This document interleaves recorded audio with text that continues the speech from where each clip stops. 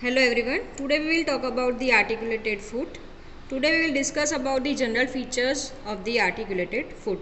Now the foot is set right angle to the leg as it has to do a grip proper to have a proper grip on the ground. Okay, and they are arranged proximo distally. We have a 7 tarsal bones, 5 metatarsals and 14 phalanges.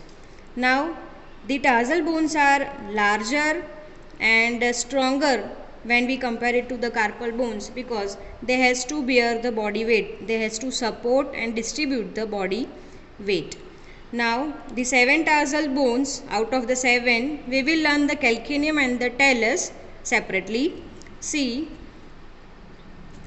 this is of the left side of the foot. The largest one is the calcaneum bone. This is the calcaneum bone. Okay, above which this lies the talus. This boat shaped bone is the navicular bone. In front of the navicular bone we have a 3 cuneiforms, that is medial, intermediate and lateral cuneiform bones, and in front of the calcaneum we have a cuboid bone. So the 7 tarsal bones are arranged in the proximal row and in the distal row. Proximal row consists of calcaneum and the talus, and distal row consists of 3 cuneiform and the cuboid bone. The navicular bone, it is the intermediate bone forming the intermediate zone. Now these are the 5 metatarsals. They are counted from medial to lateral side, and the out of the 14 phalanges, 2 phalanges will be for the great toe, and rest of the lateral 4 toes we have a 3 phalanges, that is proximal, middle and the distal phalanges. Now one important thing, if suppose the person is having 120 pound weight, 120 pound is equal to 54 to 55 kg weight, right? So if the person is having 120 pound weight, each limb will carry the half of the weight. It means each limb, right or left limb, will carry the 60 pounds of the weight, right? Out of the 60 in the each limb, they are divided again equally in the anterior part and in the posterior part. So we have a 30 pounds in the anterior part of the foot, 30 pounds in the posterior part of the foot. Solely the calcaneum will carry the 30 pounds of the weight, and rest of the 30 will be carried out by the heads of the metatarsal bones. One important thing to note that at the head of the first metatarsal bone we have a 2 sesamoid bones over here. Okay, here we will find out the 2 sesamoid bones in the heads of flexor hallucis brevis muscle, right? So 30 kgs weight in the anterior part of the foot is carried out by the first metatarsal will be the 10 pounds, and rest of the metatarsal will carry the 5 pounds in each. So in first metatarsal carries the double weight when we compare it with the other lateral 4 metatarsal bones. So this is important thing. Now we will learn the calcaneum and the talus separately. See, the calcaneum, it is the largest tarsal bone and it forms a prominence of the heel. It possesses 6 surfaces, out of which the anterior surface will have concavo-convex articular surface or saddle shaped articular facet to articulate with the cuboid bone. So it forms a calcaneo-cuboid joint, that is a saddle variety of the synovial joint.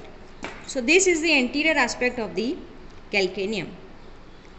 The posterior aspect is this, which is smooth in the upper part and rough in the lower part. The superior surface of the calcaneum, it consists of the facets. In the middle we have a large oval and convex facet, and on the anteromedial aspect we have a elongated facet. So this is the superior aspect.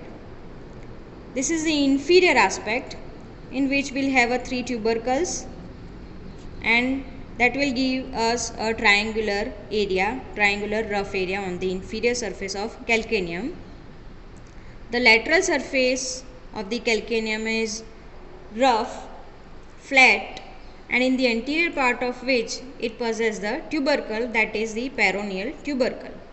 And the medial part, or we can say the medial surface of the calcaneum, it presents a shelf-like projection medially, that is known as sustentaculum talli. This is the sustentaculum talli, and because of that the medial surface of the calcaneum is concave from above downwards.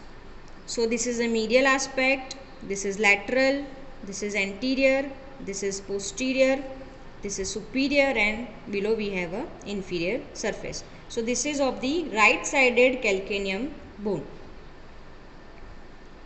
Now we will see detail about the calcaneum. The anterior surface, we know we have a saddle shaped facet to articulate with the cuboid bone to form a calcaneocuboid joint. This is the superior aspect. Superior aspect is divided into anterior third, middle third, and the posterior third. The posterior third is rough. In the middle third area we have a large convex oval facet, that is the posterior facet of calcaneum. The anterior 1/3 part is divided into medial articular and lateral non-articular area. The medial articular area that possess elongated facet, and it is divided into the two facets by indistinct ridge. This is a non-articular area, and this is the depressed area that is known as sulci calcaneum, the sulcus of the calcaneum bone. Now this is the posterior surface of the calcaneum. It is divided into upper, middle, and the lower part. The upper part is smooth and the middle and the lower part is rough. If we talk about the plantar surface or inferior surface of the calcaneum bone, it possesses 3 tubercles, 2 tubercle on the posterior aspect and 1 tubercle on the anterior aspect. So this is the anterior tubercle. We have sustentaculum talli on the medial side, so the larger one is the medial tubercle of the calcaneum, and this will be the lateral tubercle of the calcaneum. So here we have a triangular rough area on the inferior aspect or plantar surface of the calcaneum.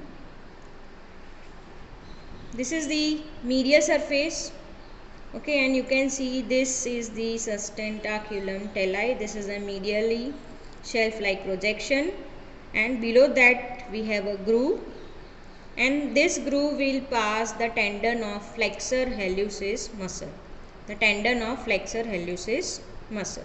okay, and this concavity is accentuated with the help of the sustentaculum talli. This is the lateral surface, in which we have seen it is rough, and in the anterior part it possesses tubercle, that is a lateral tubercle, or we can also say it is a peroneal trochlea, where we have attachment of the peroneal retinaculum. Now this posterior facet of the calcaneum that articulates with the largest oval and concave facet present on the inferior aspect of body of the talus to form subtalar joint. So this facet of the talus articulate with this facet of the calcaneum, and again you can also see over here along the inferior surface of the talus we also have an elongated facet, and that will articulate along the elongated facet which is present on the sustentaculum talli. Okay, so this is how the talus will articulate with the calcaneum bone. Now we'll see about the talus. So talus is the second largest tarsal bone. Okay, the direction, see, I forgot to tell you one thing, is the direction of the calcaneum is forward, upward, and laterally. okay, forward, upward and laterally, sorry, and the talus is directed downward, forward and medially. So calcaneum is directed forward and laterally, and the talus will be directed downward, forward and medially. See, the talus is having three parts. This is the head, this is the neck and this is the body. The head is the anterior part of the bone, oval and convex, that is the anterior part of the bone. Next to the head, this is the constriction, that is the neck, and rest of the broader part is the body of the talus. On the anterior aspect, it possesses the head. On the superior aspect, it possesses the large articular area which is wider anteriorly and narrow posteriorly. On the posterior aspect of the body, the talus possesses the two tubercles. These are the medial and lateral tubercles. Lateral tubercle is also known as os trigonum. Okay, and so this is the anterior aspect, this is posterior aspect, this is the superior aspect. Inferior aspect, it possesses the again facets, that is this one is the elongated facet and this is the large oval concave facet, and between the two articular areas we have again a sulcus, that is known as sulcus tali. Okay, so this is the inferior aspect.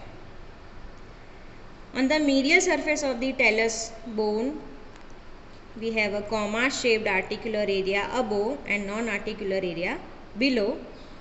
On the lateral surface, it presents the triangular articular facet. So medially we have a comma shaped facet, laterally we have a triangular facet.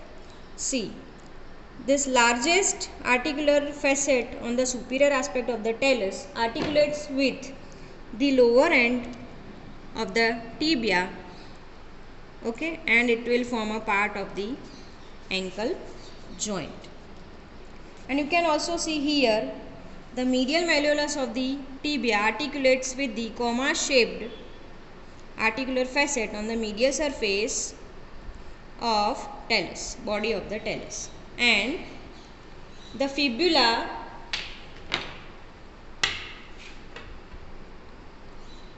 this is the lower end of the fibula, okay, and the triangular facet on the lateral aspect of body of talus, it will articulate with the lateral malleolus on the lower end of the fibula, right. So this is how we have articulation of the talus along with the tibia and the fibula bone. And the head of the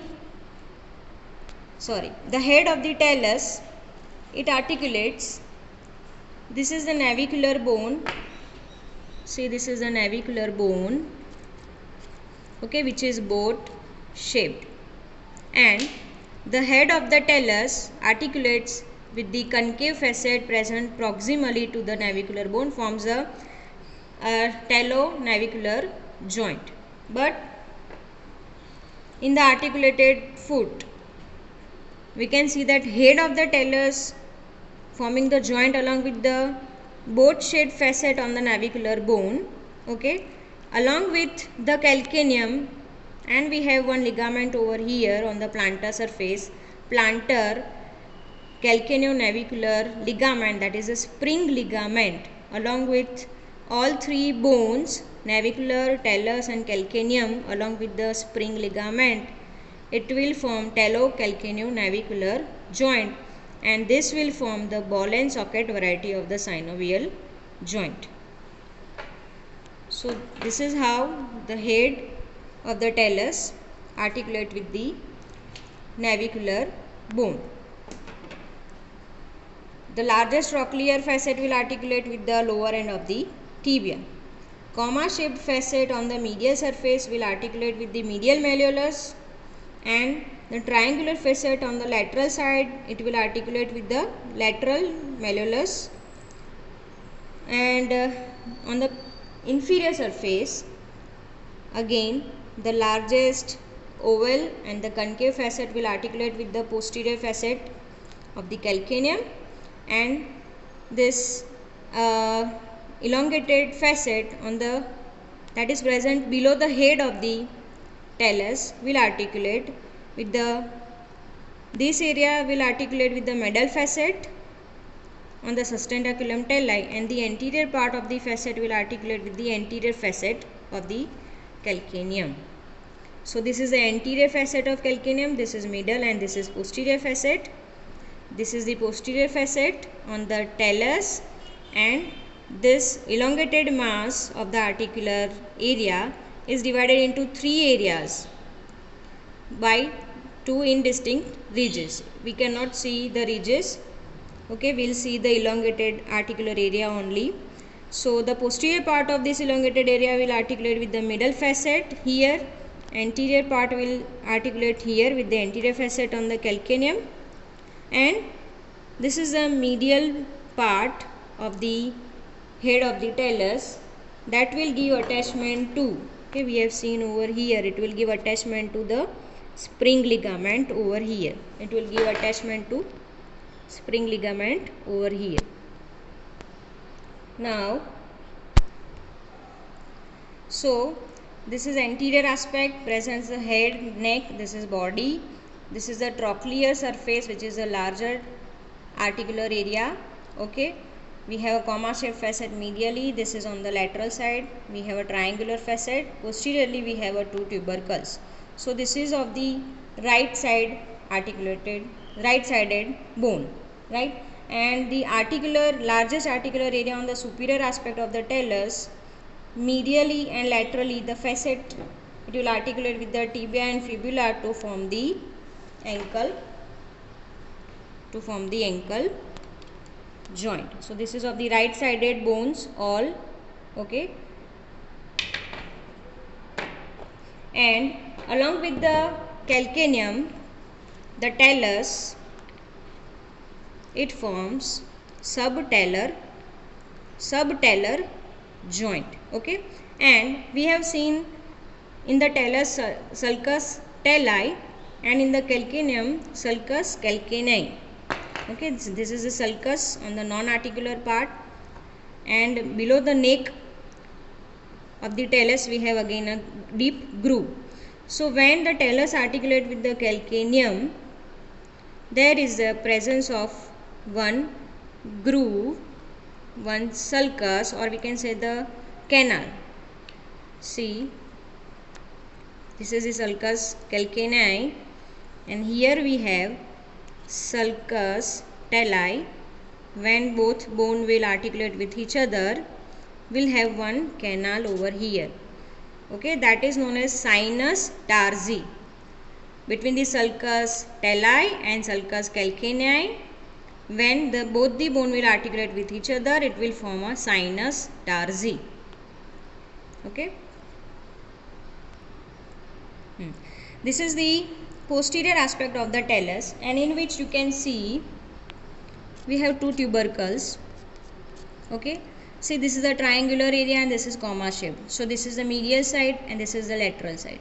So this is medial tubercle of the talus and this is lateral tubercle of the talus. Some book refers the lateral tubercle as a posterior tubercle also, and this tubercle, when it is occasionally present, that is known as os trigonum, that you have learned in the general anatomy also, right? And in the recent book it is said that at the apex of the triangular facet on the lateral surface of the talus, at the lower part it presents again a tubercle, that is also the lateral tubercle of the talus. Okay, you can see the deep groove between the medial and lateral, or we can say the posterior tubercle of the talus. That groove passes again the tendon of flexor hallucis muscle. Okay, and now you can also see that the tendon of the flexor hallucis muscle passes between the groove of the medial lateral tubercle of the talus, and then it will pass below the sustentaculum talli of the calcaneum. So as you can see, the talus is suspended or it is supported from below from the medial shelf-like projection from the calcaneum. So it is named as sustentaculum talli. And here there passes the tendon of flexor hallucis longus. Now, so talus and calcaneum, they are the proximal, they form the proximal row of the tarsal bone. Now this is a navicular bone. Navicular bone, it is boat shaped bone.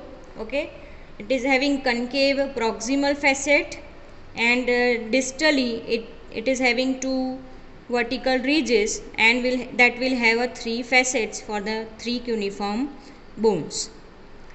This is the dorsal surface of the navicular bone. This is the plantar surface, in which it presents one groove, and on the medial aspect of the navicular bone it possesses the tuberosity, that is the navicular tuberosity. It receives a principal insertion of tibialis posterior muscle, and on the lateral side navicular bone it will articulate with the cuboid bone. Okay, now we see the medial, intermediate and the lateral cuneiform bones. Now cuneiform means wedge shape. So every wedge shaped bone will be having the edge is the pointed part and base is the blunt part. So in the medial cuneiform bone, this is the edge and this is the base of the wedge. Wedge, it means the cuneiform bone. So in the book, in your book it is written edge of the wedge and base of the wedge, right? So medial cuneiform bone is the wedge shaped bone. These are the intermediate and the lateral cuneiform bones. Out of the three, the medial one is the largest, intermediate cuneiform is the smallest one. You can see the medial and lateral, intermediate and the lateral cuneiform bone on the dorsal aspect, they are forming the base. And here, this is the medial cuneiform bone. Here we have edge of the medial cuneiform bone. Now if we see the plantar aspect, this is a medial, this is intermediate, this is lateral cuneiform bones. You can see the edges over here. You can see this is the edge of intermediate cuneiform, this is the edge of lateral cuneiform bone, and this is the base of medial cuneiform bone.